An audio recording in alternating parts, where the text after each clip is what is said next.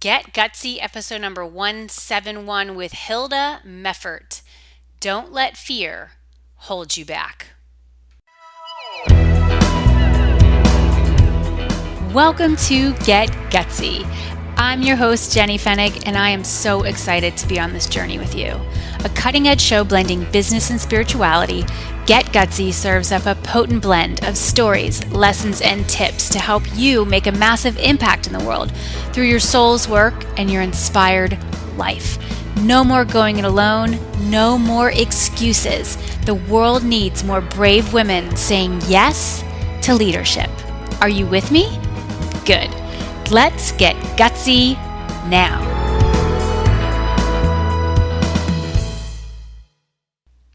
Hey everybody, Jenny here.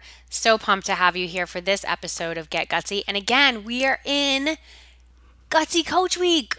Yes, we have so many awesome episodes for you this week because it's Gutsy Coach Week and we are celebrating this glorious path of coaching and the fact that enrollment is on, applications are being accepted for my Stellar Coach Certification program for spiritual coaches who want to make a difference and a great living. Make sure you go to coachtrainingschool.com before our doors close, coachtrainingschool.com. So listen, today I have Hilde Meffert for you. Let me tell you more about this episode. Have you ever wondered what's possible when you walk through your fear? Well, Hilde Meffert knows. She's going to talk about how a significant personal loss served as a catalyst for her to pursue her dreams and ultimately discover her life's work. She talks about how she didn't allow fear to hold her back at specific life-changing junctures. You're going to learn how layering coaching into her healing work enables Hilde to create lasting change with her clients. Yes, yes, yes. And then I talk about how it helps healers create a viable business. So if you're a healer, you wanted to really take your work to another level, then coaching could very much be the way to get you there. Hilde is one of our graduates from Get Gutsy Coach Training School. She shares about what she got from the program and a really, really exciting piece of news that happened just before we recorded this episode. So enjoy it. Enjoy Gutsy Coach Week. Enjoy this look at not letting fear hold you back with the amazing Hilde Meffert. Here we go, girl. Hilde, thanks so much for being here on Get Gutsy. Welcome. Thank you so much. It's my pleasure to be here. Very excited. Very excited. And I am here in the United States in New England, a state called Massachusetts. Mm-hmm. And you are way on the other side of this world. Tell everybody where you are tuning in from today. Yeah, I'm in Oslo in Norway at the moment, where I moved back there about 3 months ago. Having lived in the US for 15 years. 15 years. Okay, so let's dive in there a bit because that gets me interested. I'm curious. Okay, so first off, why did you come to the US 15 years ago? Okay, well, at the time, before going to the US, I actually lived in Sydney, Australia. And some stuff happened there that kind of made me question my life and what I was doing. Can you tell us what that stuff was? Yeah. Well, basically, it was my mother passing away while I was there. That,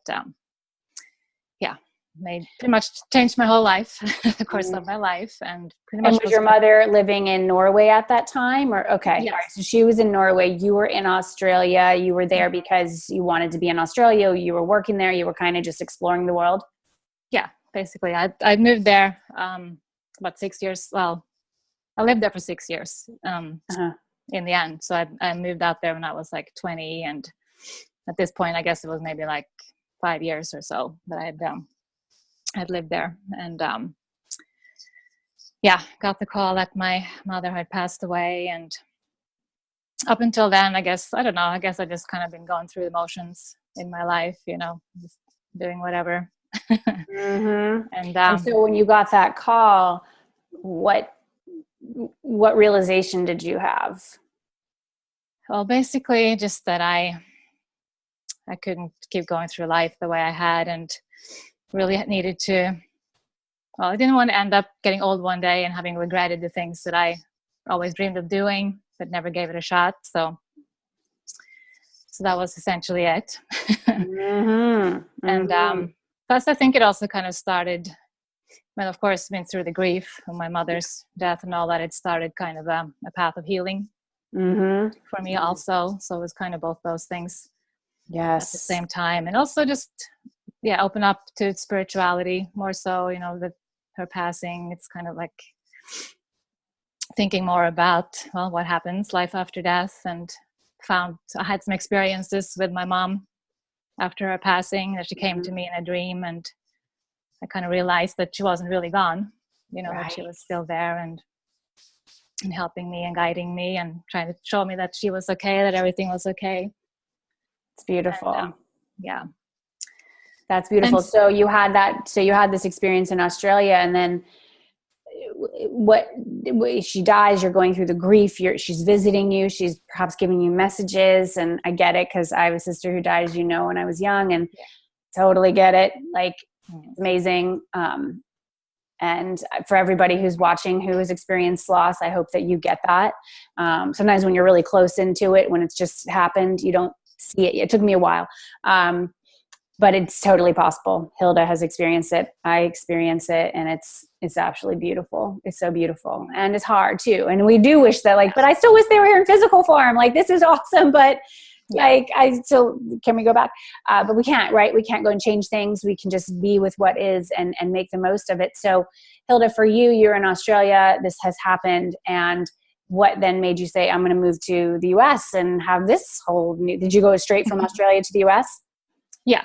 Basically, I mean, I stopped off in Norway just to visit on the way there, but I didn't move back to Norway or anything in between. So I moved to LA, and basically, one of the things that I wanted to do, that I'd always dreamed of, was to sing, and to kind of pursue that whole, my creative side in music. I grew up singing a lot and like playing keyboards, and always loved to sing, especially. And so I found this music college in LA, in Hollywood, that was kind of perfect. And I even went there to visit prior to actually moving, also to check it out, and knew that it was the place for me. So that's what I did. Moved over there and went to school to get singing experience. So did you because that's pretty cool. You might have mentioned that to me in the past, but it might have just went through me. So really was to pursue a musical career. And so tell us, how did that go? Because now, and you might still be using some of these pieces because you have so many tools in your toolkit, but where did the music then take you? What kind of adventure did that career take you on? Well, first of all, I kind of think that, like, connecting with spirit in a way, kind of started out that way with singing and with like writing music, because I began to write music for a while too, and especially that just kind of felt like I was just channeling stuff. And as I lived in LA for a while, and of course LA is like the mecca of alternative things, right? So spiritual stuff, so I guess I couldn't help but get influenced by that stuff while I was there. And and when I started reading more and more about spiritual books and self-help books, and I guess I've always kind of just been the kind of person who likes to grow and learn things and just expand myself. So little by little I just started getting more into it, and all of that, and started getting into yoga, which I actually did a little bit of that in Australia too, but even more so after coming to LA. And especially Kundalini Yoga and meditation is something that I discovered there. I just was at a Kundalini class this morning, so I am with you. Still practice Kundalini? Is that did you teach Kundalini too? I mean, I have been. Not at the moment after I moved to Norway, but I did up until I left. Okay, so you have a lot of experience in Kundalini. Okay, cool. So you discovered that. All right, and so you're just like just kind of like peeling away these layers and being like, whoa, then there's this, and there's this, and there's this. Wow. So how were you making a living when you were living in Los Angeles? Most of the time I actually worked at that same music school where I initially studied. Like I basically got a job there right after I graduated, and kind of moved my way around. First I was like a receptionist, and then I moved into like the student services, student affairs office, and after some time I actually started counseling students and doing that kind of stuff. And that was it. Yes, I remember you sharing this with me. So that was kind of like your taste of coaching. Like, oh, now you're coaching these students on their career path, or is that, I mean, what were you talking to them about? Some of that, I mean, there was different stuff I helped them with, but with time it ended up being more like personal coaching too, and which is, you know, more the area that I enjoyed doing. That's kind of basically helping them out with when personal stuff got in the way of school, you know, and stuff like that. So I was meeting with some pretty amazing students. That was just a great experience for me, really, just to notice that I could make a difference in someone's life. Okay. Got it. Oh, I like it. Okay. So you got in, so like the music you went to this college, and then you were able to be employed by this school and serving in different capacities, then realizing, oh, they had a need to counsel students. And you realized the piece that you liked the most was helping them with personal things that were coming up, getting in the way of them pursuing their musical path or their studies. And so at what point did you then say, hey, there's this thing that is called coaching, and I could do this, and there's this girl, Jenny Fenig, who has a school that I could be a part of that helps spiritual coaches make a difference in a great living. Like, when did that all kind of come together? Well, I guess as I was, I did the Kundalini Yoga teacher training. That's kind of like my first training that I did in that kind of field, I guess. And then around the same time, I kind of had this experience where I kind of felt that I was a healer in some capacity. It was just, I don't know, like this inner knowing, I guess. Oh yeah. And so I after I did the teacher training, I also did, like, I became a Reiki master, and I did like this vibrational healing program with this lady in Hawaii, and I was exploring all that stuff. And I was like, even at that time, I was kind of like ready to I just want to do this, for a living, and wanted to jump out there. But then my husband at the time wasn't so thrilled with that idea of me just like up and quitting my job and, going out there. So he was kind of like, no, wait a little bit. You were going to go where to do this? No, just like quit my job and just like go for it, basically. Be a healer, like be a healer. Yeah. Oh, and your husband at the time. So I'm guessing he's not your husband currently. No. Okay. Partly what happened when I moved back to Norway was also the end of my marriage too. So okay, this I love it. This is like so fascinating, and it's all good because I know, and I'm sure it wasn't easy. I'm not diminishing that, but we all have our stories. We all have our stuff. We all have like the people who were characters in the play. I feel like that's what's happening. I mean, you went out to pursue music, and then you're in Hollywood, which is like movies, and they're like these productions, they're like people are playing the important characters, some minor characters in the movie that is our life. So for you realize like you are a healer, and you found it, and you're like, I just want to pursue this all the time. And yet you had a person who was playing a major role in your life, your husband at the time, saying, hold up. So did that cause like a lot of tension in your relationship?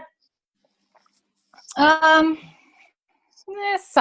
because I kind of, I mean, because I kind of felt a little bit like I was forced to stay in this job that I wasn't so thrilled about being in anymore, even though I enjoyed, the counseling the students and all that, but that was like not the major part of my job. The other stuff was just kind of like the boring office stuff. And yeah. So I mean, there was a little friction and stuff with that, but I mean, at the same time, he was kind of supportive of me doing it. It wasn't like he didn't want me to do it. It was just that do it in a way, that's not quite so abrupt, I guess. Yeah, they keep an income that's guaranteed while you're building, while you're figuring out what people want from you, what they're willing to buy from you, which I get, so it's nice to hear what he wasn't saying, don't do this as a career. It was just, let's be measured in our approach and how we're going to do this, because the money is a real important detail. It is something, it is a factor in what we're doing. Okay. So you kind of found this thing, you're like, I really want to be doing this. And so it was after this Kundalini Yoga teacher training that you realized you are a healer, you got into Reiki. And then what made you decide to click in a coach element to everything that you have in your toolkit? Yeah. So after I had this kind of little minor crisis or whatever you want to call it, I decided that, I really just, if I'm going to do this, I really got to just do it and maybe get some help, to really build a business. And so that's when I actually hired my own first coach. And I found that to be so helpful for myself. And I felt like that was about maybe 2 years ago. Oh, is it 2 years ago? Yeah, I think so. 2 or 3 years ago. I never remember now. But, and so, just realizing how much the coaching made a difference in my life, on a personal level as well as a business level, really, because it helped me to work on all levels. So, right. Especially when you have this kind of business, it's not like it's your life, it's your business, it's everything. It's all integrated. It's hard sometimes. I was actually writing some copy today for, I have a retreat happening in Costa Rica in March. And so most of the spots will be filled by our mastermind clients, but then we're going to open up a few to those who aren't in the mastermind, but who are a definite fit to be in this room with us, or in this experience, really, because we're in a room for part of the time, but we're on this sacred land in Costa Rica and all that stuff. And I had it was business things we're going to focus on. And then I was going to say, and then personal, and no, it's all the same. I just need to blend it, because this thing that's considered personal is business, and vice versa. It's all connected. We can't splinter it like that. And when we really become all we were designed to be, we see the work and who we are as these holistic entities, and everything is connected. And so I totally get you on that. So for you, you were very impacted by the work that you did with a coach you hired, and you realize whoa, this coaching thing, it's powerful. It works. And so was it that experience for you that prompted you to say, I want to be able to do this. I want to be able to offer this up for my people. Yeah, I think so, because I found that, even though I love the healing work, and it's still a big part of what I do, but I find that most of the time people just come for a healing session, then that's it, but there's no ongoing work to really make lasting changes in people's lives. And I feel like the coaching kind of brings that to the table in a very powerful way. So I felt that I really wanted to be able to offer that. You hit the nail on the head. It's that ongoing work to make lasting changes. That is such an important thing. And it's not that that's not possible, for healers to do that too. I wish that they would package their stuff up in those ways. I've worked with healers, I'm you could be doing this differently. You could be offering up so much more for your clients and for yourself, because as business women, we have to realize we have a responsibility to stay in business, right? That's the way we're going to advance our mission. But often the model that has been passed down, taught to us, it's not very supportive of us supporting ourselves in the world from this work. And it's heartbreaking, and it pisses me off. And it's what I saw, because I came by way of the yoga teacher training route as well. That's what led me to coaching. And I knew right away when I went through the yoga teacher training, I'm this ain't gonna work for me, financially, because I had come from a lucrative position, because I was a corporate exec, and the way that the yoga stuff was set up, it was just I don't know how those numbers would work out for someone like me, who is used to earning a good deal of money with my contributions that I'm putting out into the world. And it's frustrating because, oh my gosh, well, I went to yoga today and like yesterday also, and I'm like, oh my gosh, these people are the freaking healers of the world, the change makers of the world, just like, school teachers are, all that kind of stuff. And the way that the system was set up, it's not supportive of those roles necessarily really being able to live comfortably in the world. And so when I realized this whole path of coaching, and honestly, the model that was taught to me in the school that I went through was the same thing. I was like, this doesn't add up. This doesn't add up. This isn't going to get me there. It's not going to get me there. And that's why I realized after years of coaching and figuring it out and hiring coaches, and just like you did, hiring mentors, going through programs, doing everything I needed to do to advance this mission in the world, I basically knew that there had to be another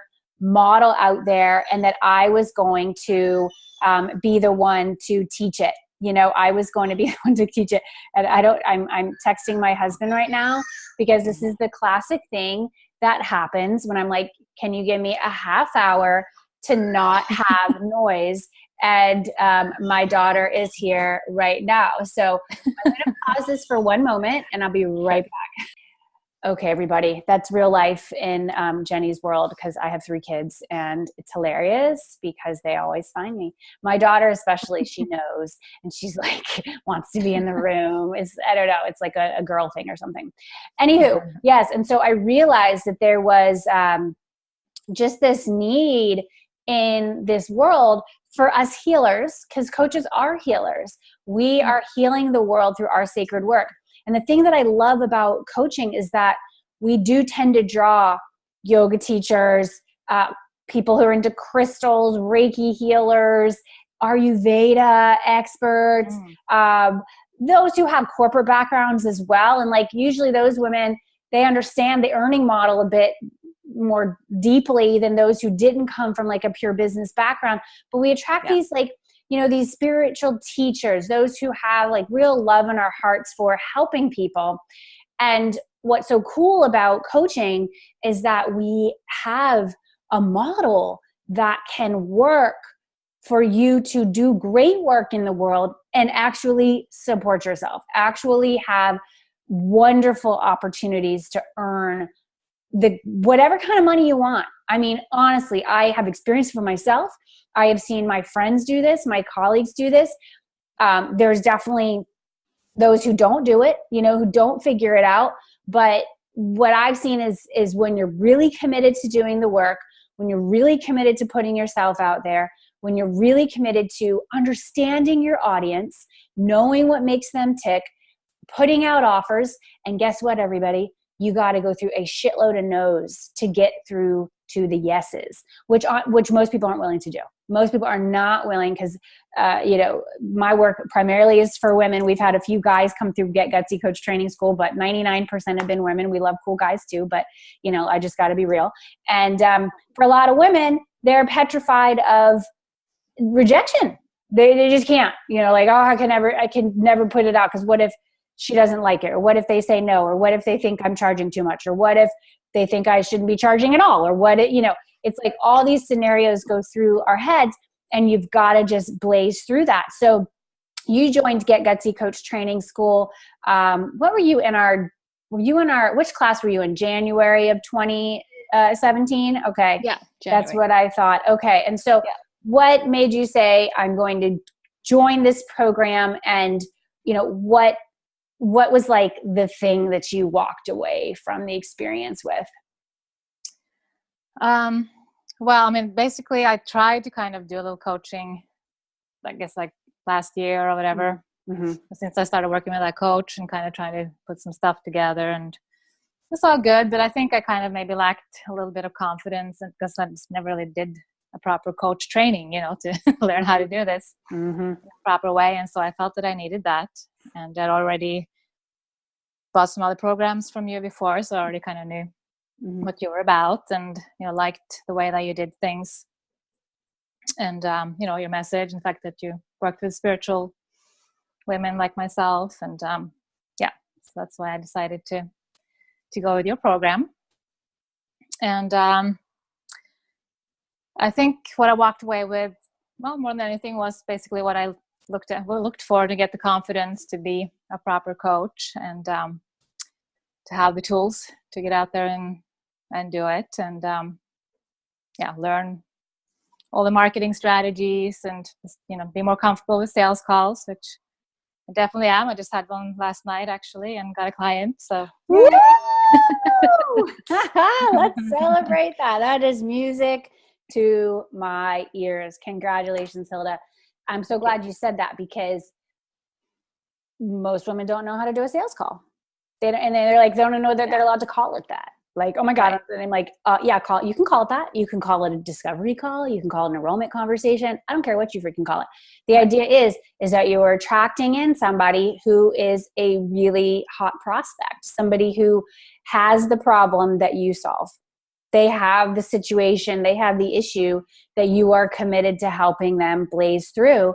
And then there is a way that you show up for these calls so that the person knows that you are an expert, that you absolutely are committed to helping them. And then you make an invitation, you make an offer for them. And I'm so glad that you have that skill now. That's something, no matter where you go in your life, that's a freaking game-changing tool to have, when you can get on a conversation with somebody, either on the phone, through Zoom, through Skype, even in person. You can do this, and then you can make the invitation for somebody to take that next step on their journey. Wow. That's rad. So how do you feel now? Like, when now you got this new client, you're like, oh my gosh, I'm so excited to be able to help this person. How does coaching kind of impact your life? Right now I'm kind of like, I'm going to say getting back into it in a way, because of all the craziness that's happened. Pretty much started at the beginning of the year, pretty much around the same time when I started the Get Gutsy Coaching School, was that I had this like kind of major spiritual awakening again. Or Spirit showed me that I basically had a mission in Norway. So that's kind of the reason why I went back here. And so then, of course, the process began with,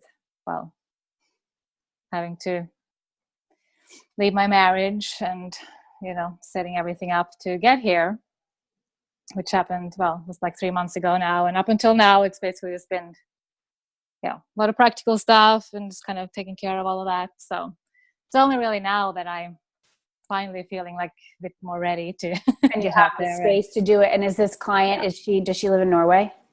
No, actually she's in LA, so it's someone that I know from LA. Whatevs. And that's the neat thing about our work, is like, we can have clients all over the world, and you definitely can. We'll have more in Norway. I'm sure you're thinking about, or I'm going to ask you, are you going to be doing like local gatherings there, kind of events, workshops, letting people know Hilde is on the scene and she's going to rock some stuff out in Norway? Yes, absolutely. Actually, it's kind of funny. Of course, nothing ever happens, coincidentally. You may think so, but I got in touch with this friend of mine who I went to high school with, so I was coming back, and it turns out that she kind of likes to organize trips to different places and sometimes local events and stuff. And so she was kind of like, let's do something together. And so we started kind of planning to do like a day course, like a day event kind of thing. And where I'll do some, like a mixture of Kundalini Yoga and some sound vibrational healing and all kind of stuff with the chakras, which is kind of what my work is on, the chakras. So oh, good. And then and then there's so much stuff you can bring in on the coaching front there, where it's like you're having your people go inward and, ask like, what is it that they want to experience? We always look at timings too. And this is what I love helping, our students do, is think about, for a lot of them, I'm like, do you want to launch your business? Host an in-person event, do a workshop in your local community. When I graduated from coaching school, immediately I did a workshop. I hosted a workshop in New York City and just went for it. I was like, here we go. I did it with one of my classmates. We had both graduated or were just about to graduate or something. We're like, let's do it.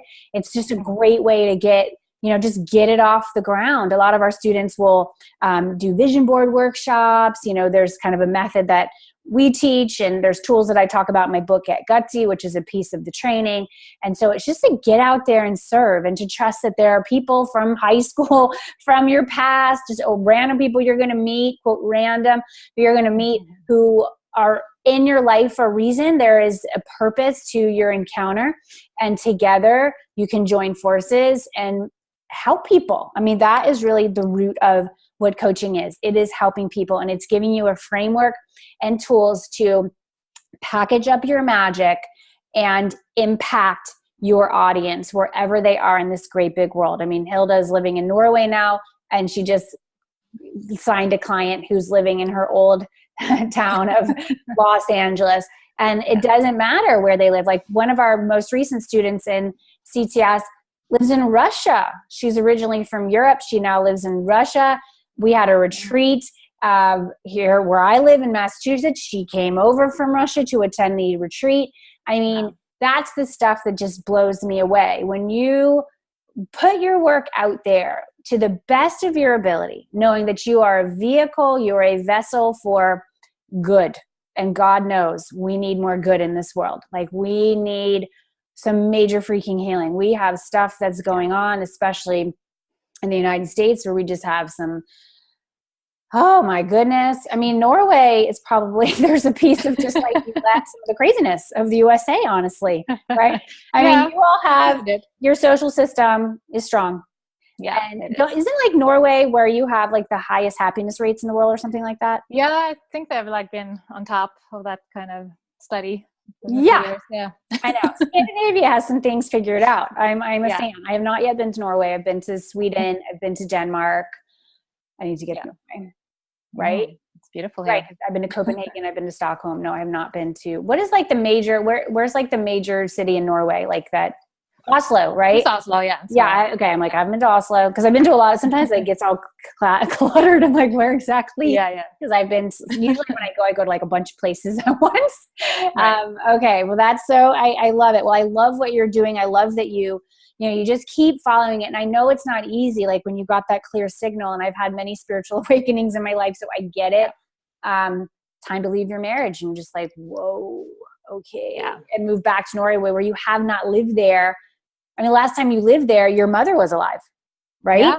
Yeah, it's like over 20 years ago. So it's like all my adult life I've been away. Yeah. And now you were like ready to come back and apply everything that you've learned and help your home country, like to really put down those roots, share these pieces of wisdom you've gotten from your travels, from all the adventures that you went on. You're going to provide such a service to Norway and beyond, because your work will have such a ripple effect around the world. Oh my goodness. So how can our listeners find you online? How can they see kind of what you've got brewing out there in the world? Hilde, where do you want to guide them? Sure. I can go to my website, which is roselotushealing.com. That's where I'm at. I have my blog there, and I can get free tips and sometimes energy exercises and things that I share. And there's also, if you sign up for my newsletter, you can get a free Chakra Activation Kit, which is a chakra chart that basically outlines all the chakras and how you can balance them, and also a meditation that helps to balance and activate all your chakras. Nice. As well. Yeah. All right. roselotushealing.com. We will link that up on our show notes page, which is jennyfenig.com. You can search for Hilde and you will see this episode coming up. Hilde, 2 more questions. What would you say to somebody who, has these various tools, maybe in yoga, maybe in Reiki, maybe they realize they too are meant to be a healer and they want to have a more, structured, lucrative way to bring this out to their audience, no matter where their tribe is living in the whole wide world, and they're considering Get Gutsy Coach Training School, but are like scared to make that leap. What guidance would you offer? I would just say to go for it. I just don't let fear hold you back from following your dream. And if you really feel it in your heart that this is what you want to do, then you owe it to both yourself and to your future clients to do it. Beautiful. Love it. I'm with you, girl. And the finale question, what is the gutsiest move you've ever made, and how does it inspire your life and work today? Well, I guess there are several, but the one that I always kind of keep coming back to is what I did after my mom passed away. And I ended up deciding I wanted to sing at her funeral, which, it's probably one of the hardest things I've ever done. And I think it was like a song that had like 4 verses, and the first 2 I could like barely get a sound out because I was, very choked up and emotional. But at the same time, I was so intent, and it was so important to me to kind of give that final gift to my mom that I did it regardless, and very happy that I did. And in a sense, I guess I overcame my own fear in doing that. And I think that that's really inspired a lot of stuff later on too. Just whenever you feel really strongly about something, just do it and you won't regret it, no matter if you feel afraid.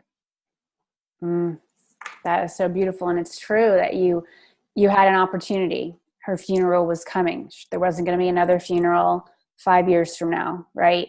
And so it's such a beautiful story to illustrate that we have opportunities that come, and often the opportunity is just coming then.